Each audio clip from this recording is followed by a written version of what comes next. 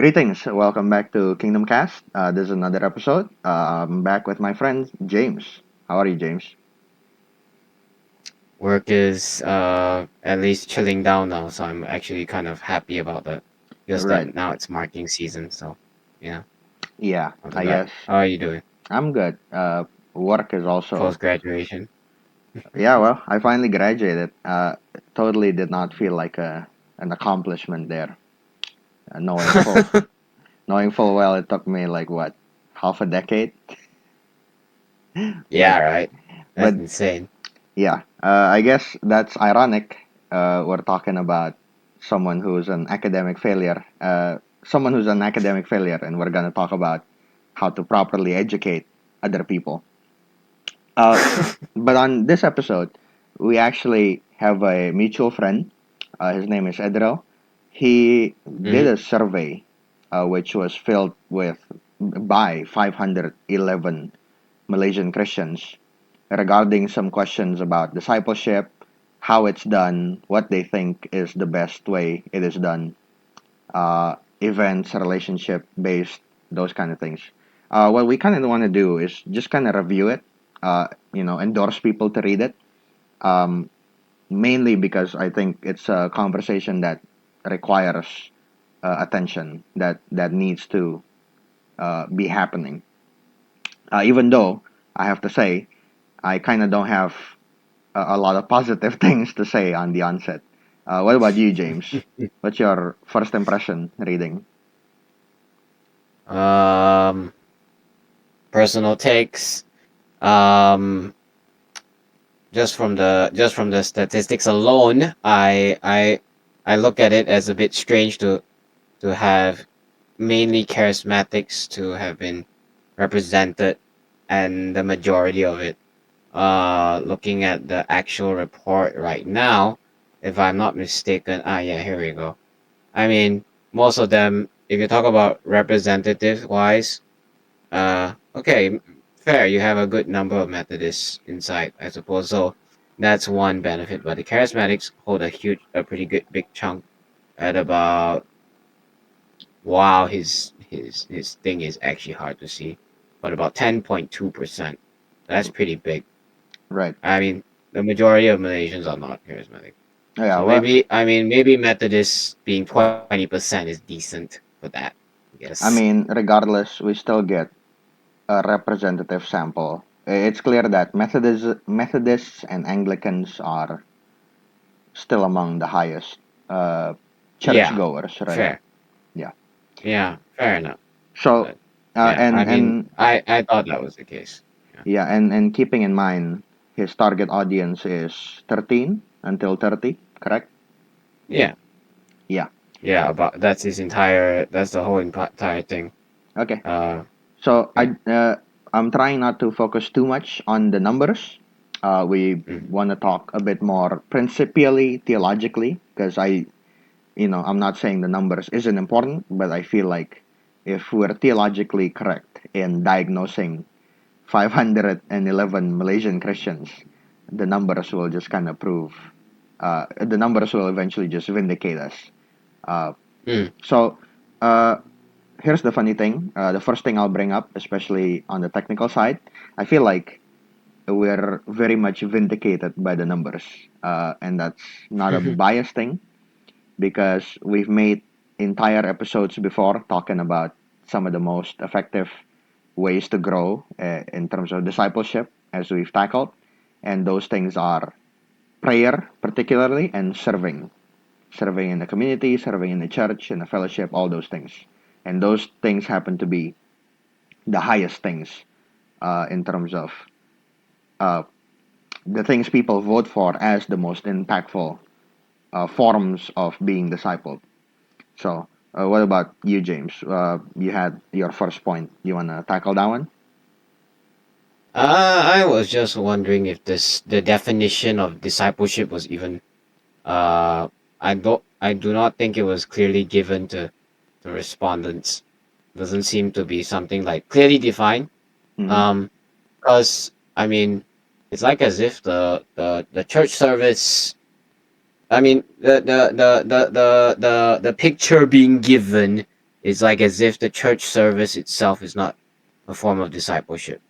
Like we are we're it's an image being painted that, I mean, the majority of what is being written down, I mean, people's impressions is that as if like it had to be somebody one to one, it had to be intentional, it had to be in your growth groups or your, I mean, your cell groups, your care groups, or life groups, or whatever you want to call them, with all these Christian jargons that come out about. Mm-hmm. But it always seems to be like as if painting a picture that what really matters is the groups. Your Okay. church service is not part of what that matters. Yeah. Nobody mentions about that. So I feel like there are uh, those poor juxtapositions as well. Things being juxtaposed when they're supposed to be held in tandem. So I guess we can tackle that when, at least in my notes, I run into them. But yeah, I feel similarly, which you can say is the limitation of a survey like this. Like it or not, the definition of disciple and the methods and all those things are quite literally under the whims and mercy of essentially all the participants of the survey. But I mean, the survey gives the definition, but it's I don't see whether it's really clearly given to the actual people who are making sense of it. So right, I mean, what was it he wrote here? A kind whole person this he was actually writing on, he wanted to do a project on whole person discipleship, focused on something, a kind of discipleship that's not focused on Bible knowledge or church events, but walks with people with through every day part of life, doubts, decisions, struggles, and daily faith. mm, Yeah, yeah, he had it is heavily is weighing in on the fact he wants it to be highly relational, right, which decent desire, but I mean, yeah. So he it's did not real. say he already set out with that goal, and so there Yeah, might we clearly see a tendency where he wants to push this, far less manufactured, way more quote unquote relational. So we're gonna need to define that. We're gonna give our takes on how to define those kind of things. But you yeah, did mention there are some things that are juxtaposed, which we feel shouldn't be. So I'm gonna bring some of those things up. One of my first yeah. one is actually one on faith. There's kind of a lot of talk about the faith. You kind of have to make the one being discipled own it. You know, personalize Mm, it, really make it their own thing. And it's juxtaposed with inheritance, with the fact that, oh, it's your parents' faith, and you're tagging along because you're under the same roof and all that. mm, I feel like this is one of those things that you know I don't know if Edril could say, well, maybe he was sloppy with the word, maybe he could use a better word, but I think these are some of those things that poisons the well, because you really can't divorce education, discipleship from inheritance. The passage I'm gonna mm. consult is Ephesians 6 verse 4, where it says, "And you, fathers, provoke not your children to wrath, but bring them up in the nurture and admonition of the Lord." The word nurture is paideia. And paideia, if you look at most Greek literature in those days, quite literally has the connotation of culture. It can be translated to education, but most of the time it's quite literally inclusive of culture. And this is one of those things, right? The If you notice again in Ephesians 6 verse 4, the command is given to the fathers. The Mm, fathers is tasked with giving God's culture, right? The mm, culture and the admonition of Yahweh. And the important thing is the fact that it's not apart. It's not like, well, You gotta let them figure it out by themselves. No, it quite literally is the father's job. So we're not gonna open the whole can of worms about the fatherlessness of many Malaysian Christians. Let's just not go there yet. Not not the That can episode go. for it. That can be talked for hours. Yeah, but so it can't be separated from inheritance. The fact that this is the job of the father, not just the spiritual father, quite literally the biological father. Chesterton once said, education is simply the soul of a generation as it passes through another, right? The soul of a society as it passes Uh huh. through. So it kind of has to be inherited. People can't make their faith out of whole cloth. They can't figure it out from scratch by themselves. So in juxtaposing, personal faith with inherited faith, I think is straight up a category error. I think that would poison the well and make people think quite schizophrenically in terms of discipling. It very much has Mm. to be something that already exists, right? Apart from the disciplee knowing it or not. So that's kind I of like, mean, yeah, go ahead. it. I mean, I think it adds to the. Maybe this is the theology of the general evangelical and charismatic Baptist, and however you feel it. Mm-hmm. Those who fall within those categories where they. I mean, it's all about. I mean, you yourself have said that you've never had a time in your life where you weren't Christian. You don't think you didn't think otherwise. Yeah, Not to say that not owning up to the faith that you have, but also simultaneously, it's like as if, I mean, whatever church it's like as if the framework is okay. You grew up in a Christian household, yeah.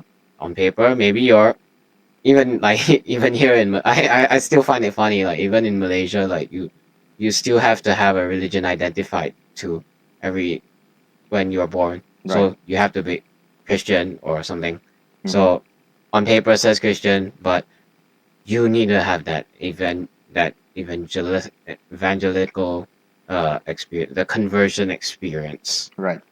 So it plays into the fact that it's like as if like, oh, these people, these kids, 13 to 30s, um, faith inherited? No. Rather, we should frame it. I think the correct way to think about it is that they are Christians that need to grow. Yeah. Just grow in their faith from very young age. Right. That's what I would take on that. Yeah, yeah. And again, that's true. So here's one of the antidotes, right? Because Edrel wants to uh, take a pause, tell the churches to re-examine this whole idea of event-based discipleship. Well, if we already see faith as this event that happens to a person, oh, I finally made God my personal Lord and Savior. That's an event. If they define their religion, their faith based on that event, then we're already on the track of having that event based religion, faith, and all those things. So I feel like we would go into a hamster wheel, not get anywhere, if we don't challenge those theological assumptions about, faith. The one that's inherited is inferior compared to the one that is literally personally grasped autonomously and all those things. So I just think, Yeah. yeah, I think that's one of those things that's poisoning the well currently. Um, Another thing that I want to bring up is a kind of pattern. So there is a continuous pattern of the uh, participants of the study saying things like, I don't see the point, I don't really see where discipleship is going. It looks random. Uh, I don't know where this particular theology or that particular doctrine is going to impact my life. And this, I think, I will attribute to the fact that there's genuinely a lack of systematic theology being taught uh, throughout discipleship. And people might say, well, that's where the criticism is towards, purely arcane, purely intellectual discipleship. But no, actually, I think the problem is the fact that our our discipleship is not at all engaging the mind, right? Because if it actually engaged the mind, we would not be asking these questions of what does the Trinity have to do with how I live my life? What does, knowing that God is eternal and spirit and, you know, all these things, unchanging, impassable, whatever, how would these things impact my life? The fact that we can't think that way, the fact that we don't believe these ideas, these doctrines, as Scripture has revealed them, has consequence on our life, is the fact that we have not taught them. We don't know how to think about these things categorically, and we don't know how these ideas have consequences in our life. You got any takes on this part, James? I mean, if anything, like the this is something that, I mean, not a lot of people maybe understand this. Maybe this is the general audience that is in this survey. Like, one wonders how many of them actually understand even like the Trinity. Like, you can't even understand like the whole statement in Saint John's epistle.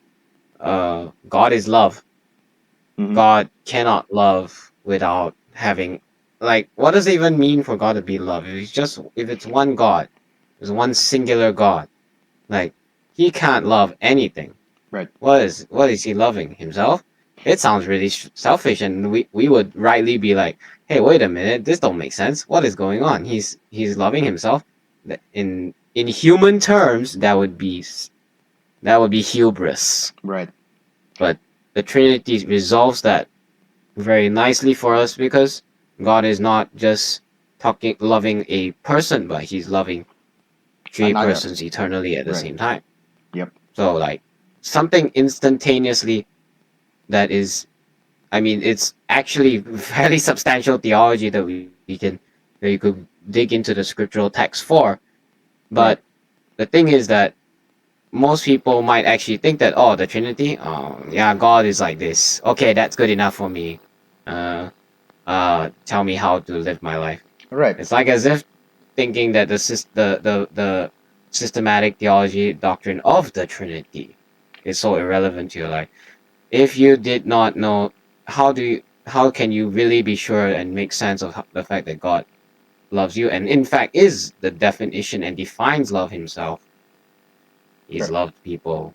He's loved persons from eternity past. Yeah. And I feel like that's an amazing uh, analogy. The fact that, w- you know, we can say we believe that, but we really don't know what it means. You know, God is love, God is light, all these things. And we're just kind of like, I'm pretty sure I get that. No, we don't. We really don't. Because we're in a culture that does believe that love can generate from the self and land on the self, right? Love yourself, self love, all these things. Yeah, Like, sorry, scripture purely talks about love in a neighborly sense. There needs to be minimum two persons, and the fact that in the Trinity it's communal love. It's in terms of economic description, God's love happens among the three persons. This is unique. Zero religion teaches this except Christianity, and we think it's arcane doctrine. No, it is quite literally one of those definitional doctrines. It defines how we're supposed to see our fellow neighbor. It defines how we're supposed to see God and all these things. So the fact that this is straight up missing from our theology, I kid you not. I run into Christians where if I ask them or when I ask them, hey, what's your take? What does God mean? Oh, sorry, what does John mean when he says God is love? Their answer is, well, that's a metaphor. And I'm like, I'm sorry, that is insane. Absolutely oh, insane level of dissociation, right? And we don't think, here's the thing, that kind of person is not rebuked. That kind of person is the one that we're supposed to be gentle with, and I'm supposed to, be understanding with. I'm sorry, that kind of person is the one whose ideology will destroy civilizations. We cannot. think of God that way, right? That is simply the case. So that leads to a bunch of other things. But again, we're not gonna get into Trinitarian theology here. It's just one of those.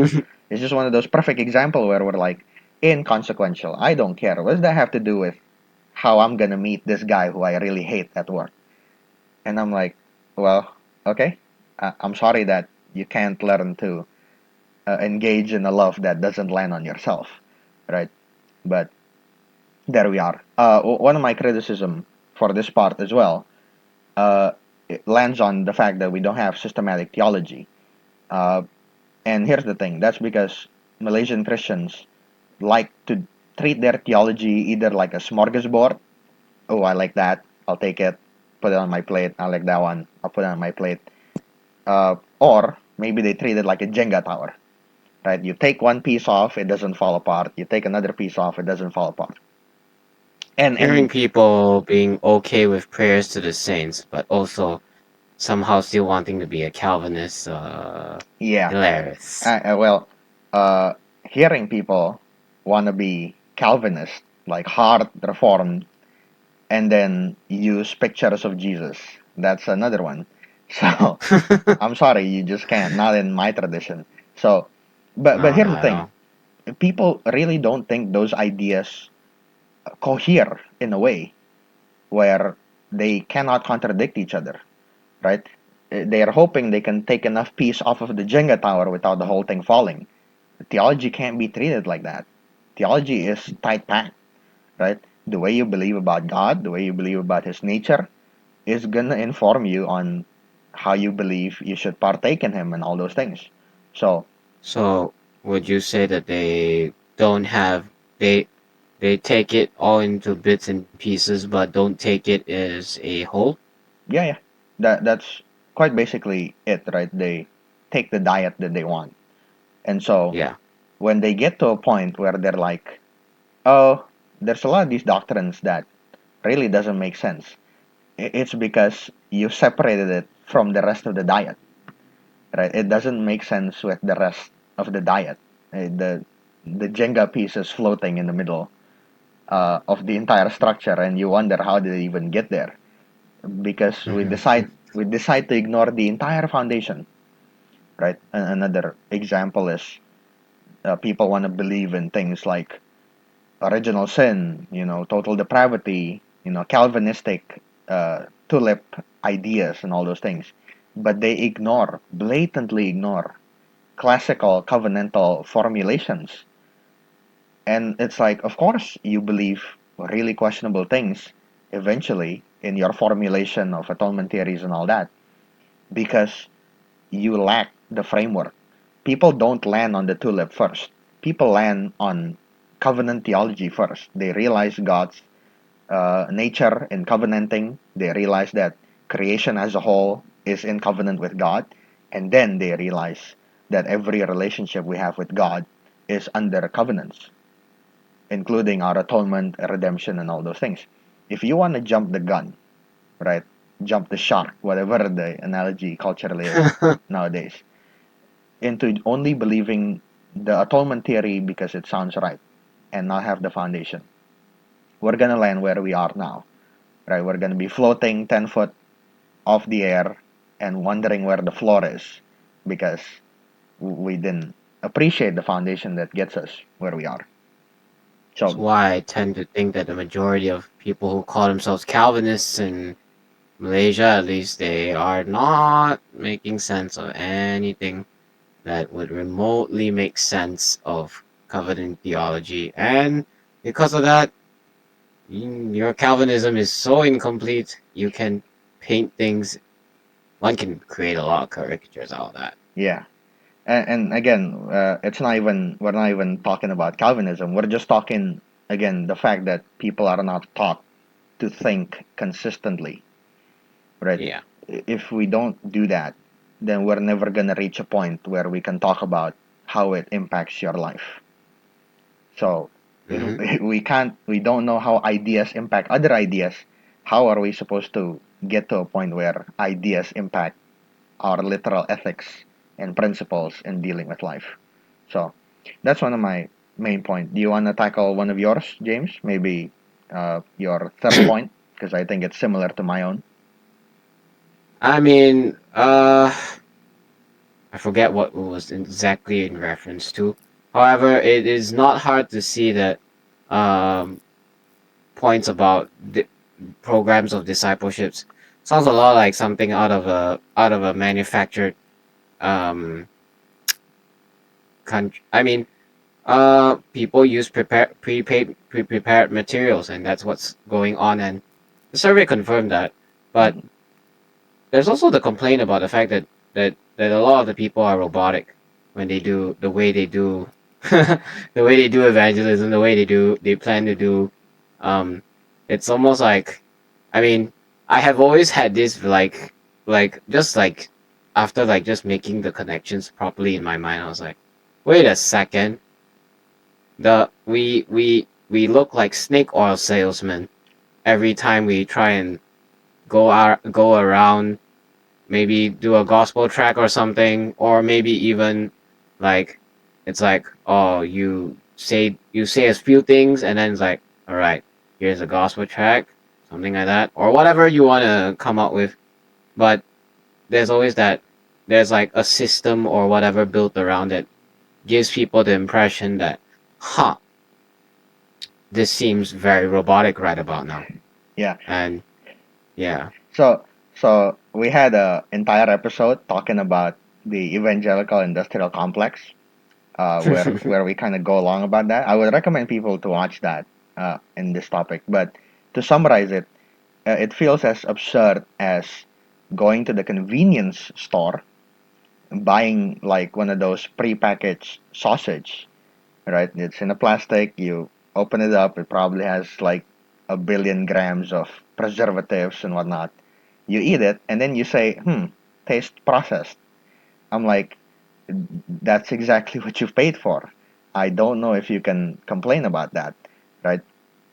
This is a basic economic thing even. You either go for convenience, efficiency, numbers, or you go for uniqueness, right? Authenticity, originality, uh, realness, right? A relational thing, which is what Edrel was going for. So we can't, we really can't have our cake and eat it too, right? If we want to have these Christian materials, quote unquote, that have pre-written questions, right? Pre-prepared questions. People who are joining the sessions, those discipling courses and classes, they're gonna know, hey, he's not answering my question. He's answering a question he has already prepared and he knows the answer to. This shouldn't be shocking, right? And it will work for those who are interested in the question the way that it is posed. But I think, as we've learned, this generation is asking different questions than what the materials are asking. And so that's where I genuinely think these prepaid, well, it is prepaid, uh, pre-prepared materials are not doing its job. They're not asking even the same questions that your pulpits are asking. Why are you even using them? Why do you even spend the money to buy these things when you know it's not what the people want? So I think that's one of those things churches have to consider, reconsider doing if they actually want to have an appeal in terms of discipling people, answering their questions, and all those things. Well, was there anything else on this point you wanted to say?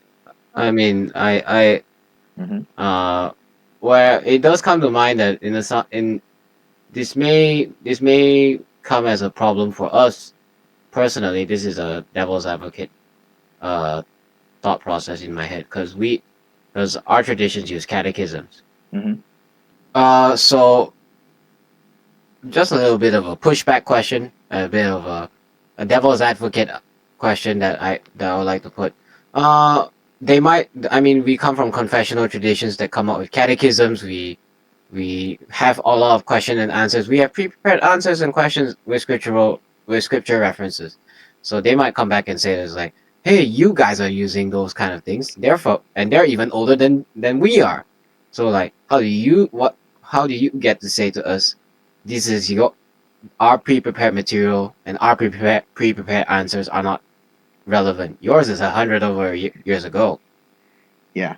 My pushback to that would be it's also 100% free and 100% better.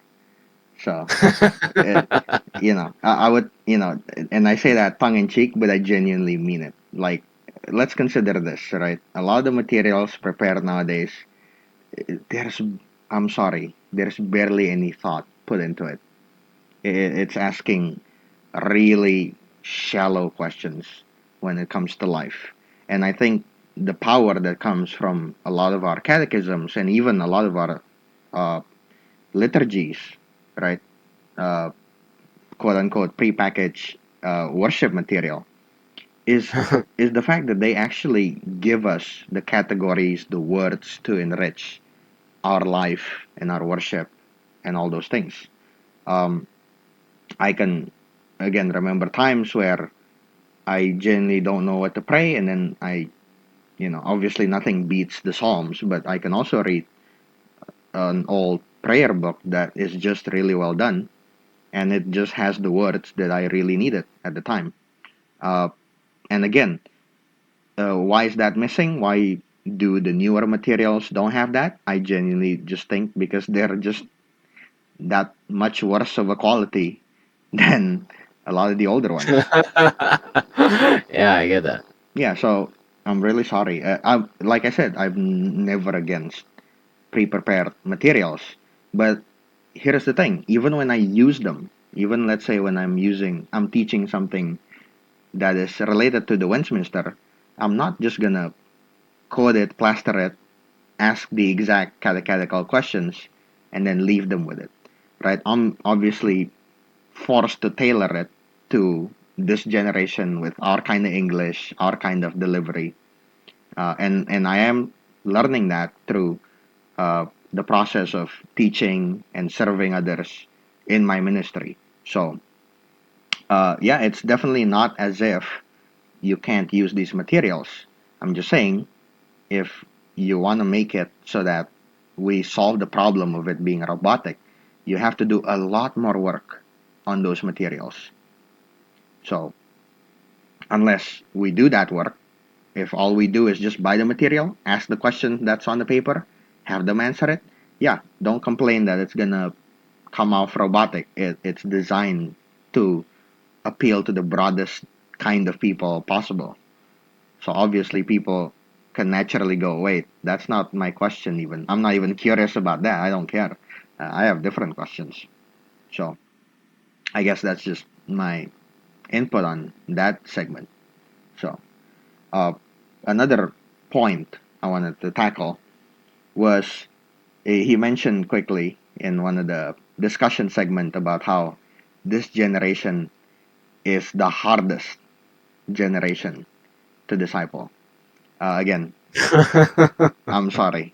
That is very comical statement. I feel like that statement is out of touch because this is just an example. I'm not saying this is definitive or anything, but I have a digital theological library that would probably cost hundreds of millions and billions a couple hundred years ago, and I got most of them for free or for pennies compared to what people used to spend them on. Okay, in other words, simply put, we do not lack material. We don't even lack time or resources to reach each other, right? If I can't meet them on a day on a cafe, I can call them. I can have a video call like what we're doing here now, right? Insane, right? Yeah. If people want to have a theological discourse back then, they will send mails. Most of them do not reach, and it would take over the span of months, eventually years, just to discuss one topic. And guess what? Maybe you can say that trains some level of respect. I remember Benjamin Warfield literally studied Dutch just so he can have a debate with Abraham Kuyper via letters. Like, I'm sorry, Mm, if you've that's ever, insane. yeah, if you've ever seen our like online debates nowadays, it's disrespectful. Nobody ever treats the other person without doing some kind of caricature, name calling. Sure, you can say, well, that's the symptom of technology. Well, it's not the technology's fault. If people are unethical in the way they disciple one another, in the way they engage in theological discourse, then that's the lack of discipleship already from the beginning, regardless of this generation being, technologically littered with what TikTok and 6-second videos and whatever. So we can't blame the fruit of the lack of discipleship for the lack of discipleship. That's putting the cart before the horse, right? Mm. We have to tackle it. We have to see it as a, okay, why is this generation distracted? Is it because the things that we're presenting are not substantive? It's not even more interesting than a lot of those 6-second stuff that they're finding online. Now, to be fair, a lot of the stuff online is really dumb, right? Uh, but one thing, Easily. yeah, but one thing that they at least do is they're at least concise and interesting. We need to at least learn how to convey that. So that's kind of my at least initial take for that part. Do you have any Would on this I part? mean, yeah, sorry. Yeah. Would you have said that would you say that some of the design of technology also sort of like sort of like a feedback loop, like the tech was designed in this way, and we already aren't well equipped to be able to do it, to handle it properly. So the people who are creating the videos and the content and everything like that, they cater to our taste. So it just goes back and forth. Now you can easily uh, argue for that, but as Christians, we kind of have to be pioneers in every generation, in every era. Uh, let's not forget the fact that uh, a good chunk of Christians are responsible for the internet, and a lot of those things. Christians were in charge, or they were leading the charge when it comes to discovering the printing press, right? Mm-hmm. Are we gonna be like, well, typing just became so easy, writing stuff down became so easy that people write sloppily? Well, obviously not. Obviously, that means as Christians, we have to model what it's like to have the comfort without reducing the quality. So, if that is missing, then I have to say it's missing all the way from the previous generation. We can't blame this generation for having all the comfort and not getting it because of that, right? There's a kind of virtue that's not really a virtue, which is, they think as if breaking backs is a virtue, which is like a very Asian thing, the you have to work hard, otherwise there's no virtue in it. I'm like, sorry, no. A lot of technology is really good because we don't have to break our backs anymore. That's a kind of reversing the fall, right? Our work is no longer toilsome. It's no longer burdensome. That should be a good thing. That's a very Christian thing to pursue.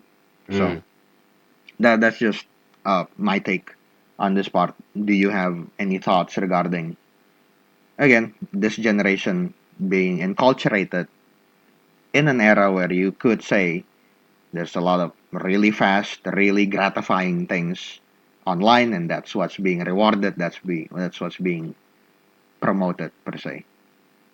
I mean, let's really be honest here. Why are they looking online in the first place? Right. That's fair. Uh, It's a real. I mean, all of it. The survey vindicated what we already said, and I'm a I'm a I'm a product of this entire experiment with online theological material all these years of my life. I would not understand a single thing I understand now if I wasn't listening or looking at stuff online. Because let's be honest, much of the pastors in the past of this past generation, I I I mean, not to put it all on the pastors, but much of the church has not really sought to study and actually give. real discipleship and real understanding of what is going on in the scriptures and how that applies to life more broadly. Yeah, Like that's a real thing. I mean, nobody's dishing out. I don't know. Nobody's handing out Martin Luther's small catechism to people, or even the large catechism, which is way more substantial. yeah, So nobody's doing that. So yeah. So, and and here's the thing: those materials are readily available. If people are intimidated by their volume, yeah. as the teacher, it's your job to piecemeal it to them. Now, that is quite Hmm. literally what I do. I make sure I read 20 books so that whoever I'm teaching can simply read one or two really good ones eventually, right? That's my calling. That's the thing I genuinely enjoy. And so that is the hard work of discipling, right? You're supposed to do a lot of the chewing for a lot of your younger uh, disciples, I guess. So, Hmm. and again, just to think about it, technology was a net positive for you. Well, let's be honest, the Yeah. a lot of the analog discipleship was not cutting it, and you probably wouldn't be where you are today if it wasn't for a lot of the online material. So again, Hmm. we can't blame things like this generation and technology and look at what's being promoted.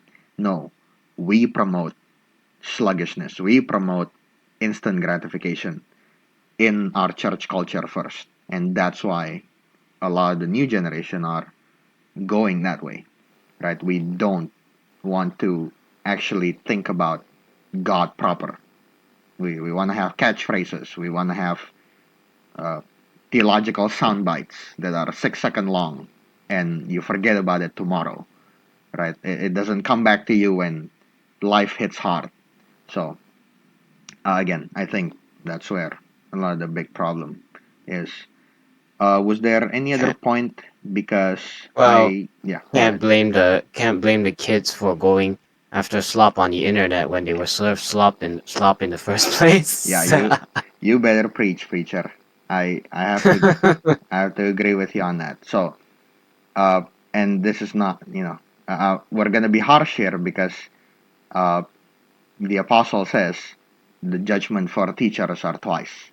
They are doubly judged for their vocation. So Indeed. we should be twice as hard. However hard we want to be on the new generation, we should be twice as hard on the teacher, on the discipling generation.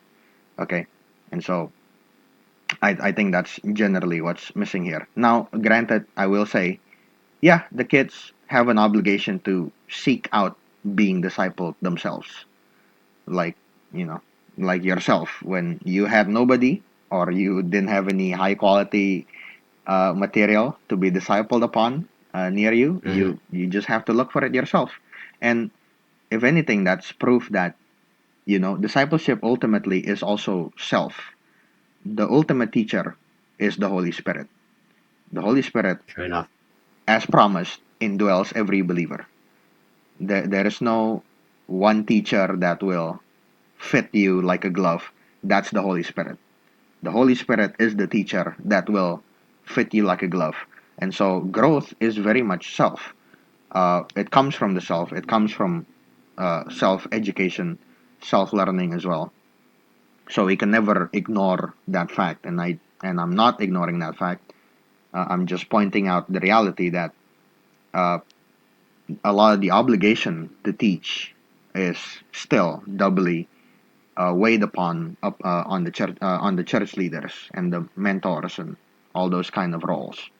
So now, I do think I don't have much more. Is there any other points you want to tackle? Because if not, I will actually enter into a close. I mean, the point about the fact that I mean it's the intentions for having I think maybe we already talked about this, but maybe this is worth hammering a bit more. Where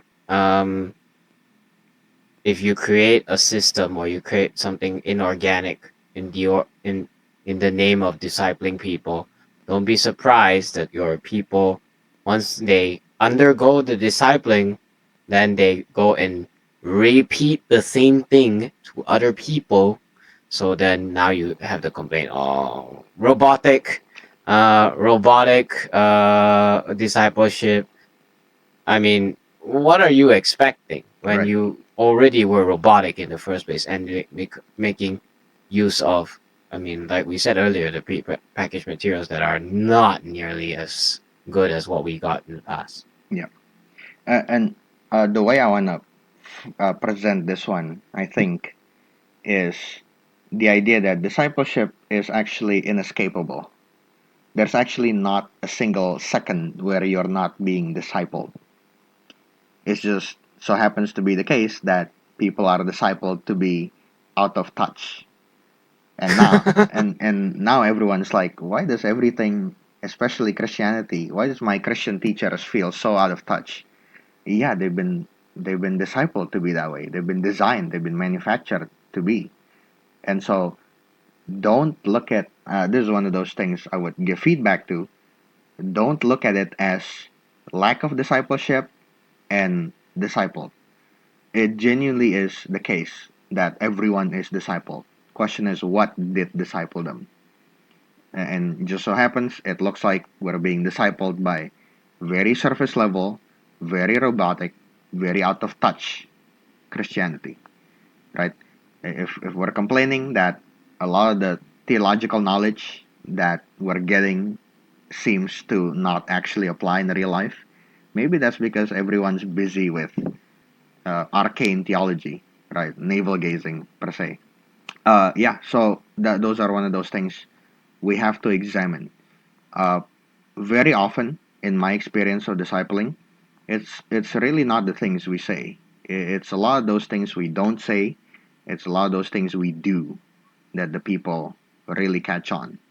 So if they catch on the idea, the fact that you know really surface level theology is what is being rewarded or is what is seen as pious, or this robotic presentation of the gospel is what people are saying is the most important thing, don't be shocked that that's what people eventually gravitate towards, because that's how they see Christianity. Hey, Christianity is about atonement. That's what it is, right? Someone comes in and like, I have all these problems in my life, uh, and I don't know how to deal with a lot of them. I need ethical principles, and it's like, well, no, you need atonement first. That's what it is. That's where I see a lot of the uh, out of touchness can come from, right? A lot of the disconnection from reality. It's not the fact that they have deep doctrine and they only talk about really deep. No, actually, it comes from the fact that it's very shallow. So that's Did you say the sinner's prayer? Did you there you go. did you did you did uh there are, what was it?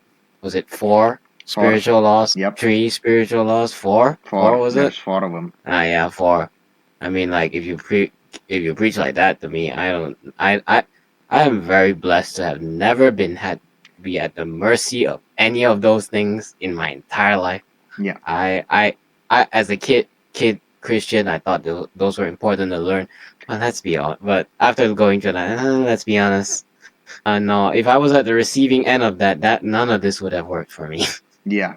And so again, the funny thing is the fact that we're actually within the audience of uh, the survey, right? Even though I didn't take the survey myself, but I am within that age range of people who are actively looking for discipleship.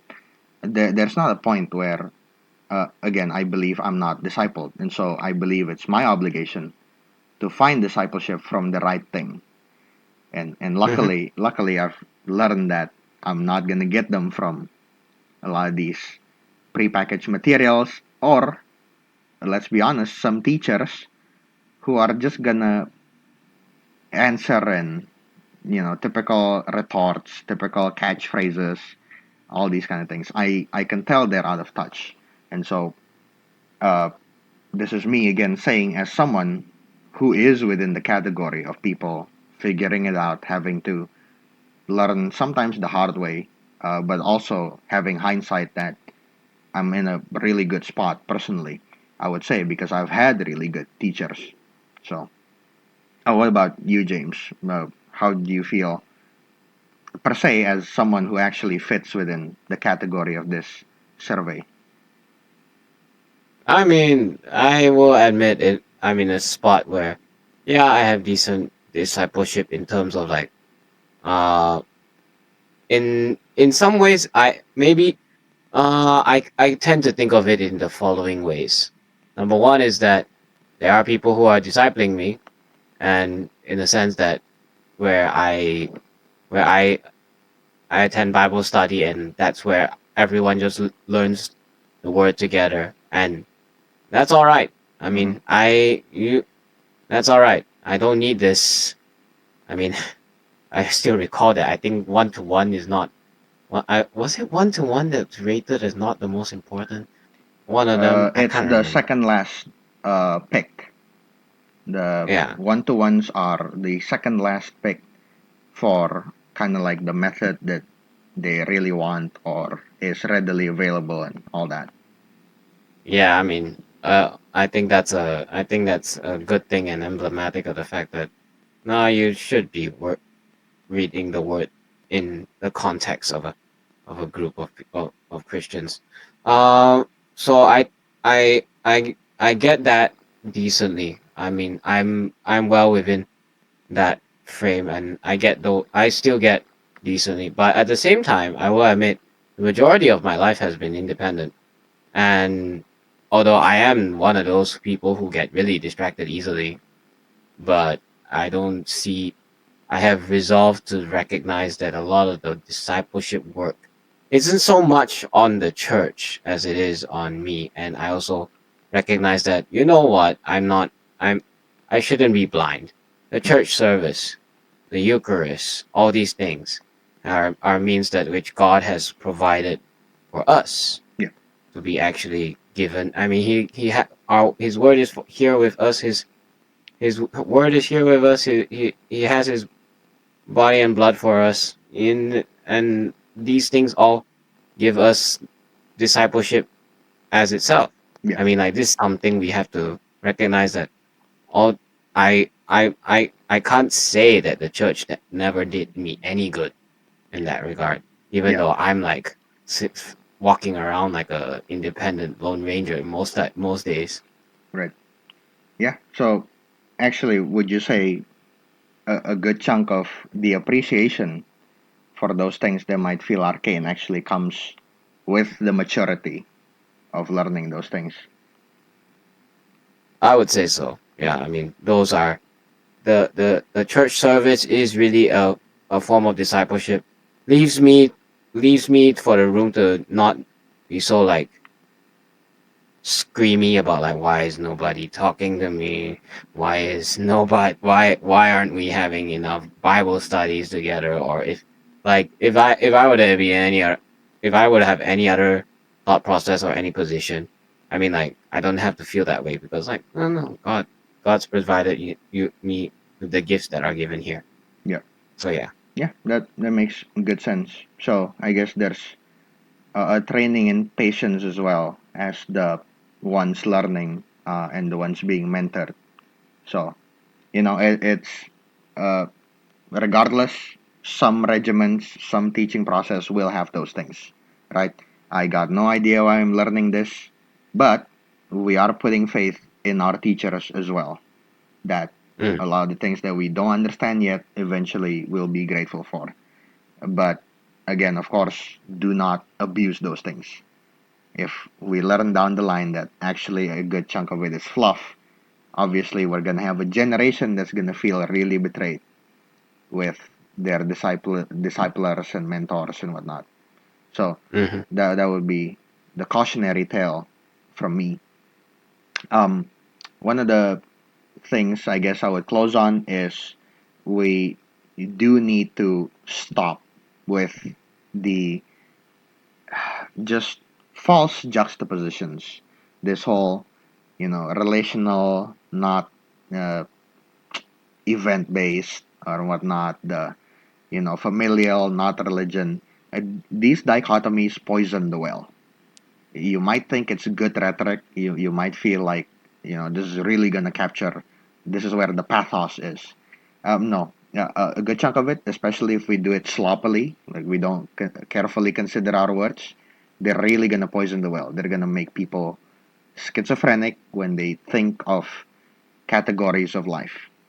Okay, and that's where we're gonna start having this whole idea that Christianity doesn't affect their life, and there's always this one thing that's the world, and this one thing that's my Christianity, and that's where I can see as well in the study, right? They're like, oh, I don't have time. Oh, I don't see it impacting my life. Yeah, that's the problem. We have not presented Christianity as this thing that is all of life, right? All of Christ for all of life. And For a generation that thought that made the cat phrase, it's a, it's not a religion, it's a relationship. yep. There seems to be a lack there seems to be a lack of both. Yeah, funny, right? So when we make people think compositely that way, when people are constantly having to play seesaw with their life and their religion, of course, we're gonna eventually have a generation that can't see them actually being married to each other, right? So I think that's kind of my endpoint. Do you have any parting words for this whole discipleship topic that we've been on? Well, number one, Edro had. I hope you actually listen to this and listen to all of it. So hi. Um, if you really, I mean, if you're really asking for genuine discipleship, I mean, first and foremost, have an actual foundation to stand on. Because if the a good chunk of the a good chunk of the survey was at least of non-denoms and charismatics. Hmm. I mean, is there a leg? Is there actually like a foundation to stand on?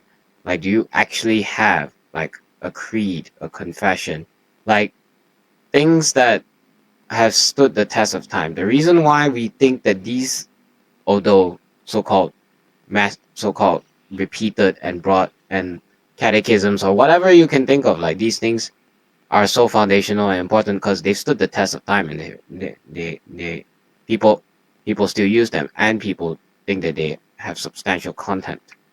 Yeah. And the reason why we don't think it's manufactured is because it's not something that's just been thrown away Yeah. pretty fast after that. So have a strong confessional background. Like, I don't care where you start. If you're in the Reformed tradition or the Lutheran tradition, I'll even give chance to the Anglicans who have their catechism and the various things that they have in the Book of Common Prayer and all. Like, have an actual like a foundation to stand on. And from there, I don't and I think if you are able to embody that and actually give that to the people like they should, then you will flourish in a way that many people don't. And you will reach the people who are asking for relational discipleship, in part because in a sense there you get this is an offhand thought, maybe this is right or wrong, maybe this is my own disposition, but people suddenly feel connected to the people that the Christians of the past. Like, there's there's almost a relationship formed with the people who actually made these documents and thought of all this, that, oh, actually my Christianity is not just me and myself, or even Yeah. the church that's present here now. It Yeah. is actually connected to hundreds of years ago, thousands, 2000 years ago. Yep. Yeah. Yeah. And so, and that's the thing, right? If the way to become a good mentor is to be someone who was mentored, and what we're saying when we say we're confessional is the fact that we've been mentored by Christianity historically, simply put. Mm-hmm. And if we keep doing this thing where we want to make discipleship out of whole cloth, start from zero again, figure it out all over again, of course, we're not going to get anywhere. That's the nature of it. And that's where my whole point on inheritance is, right? We're never making out of whole cloth. It's quite literally impossible. We're creatures. We take what God has given us, we have our context, we have our resources, our time, our technologies, all those things. These are gifts. We're not supposed to look at them and be like, I don't like the deck that I was handed with from the beginning. I want to reshuffle everything. You're going to get to a bunch of really confused people not even knowing where to start. Because for some reason, we thought we have to figure out the whole thing all over again. So, yeah, I think that's where I'm going to end it. We already went on for pretty long. This has been Kingdom Cast. I'll see you guys in another episode.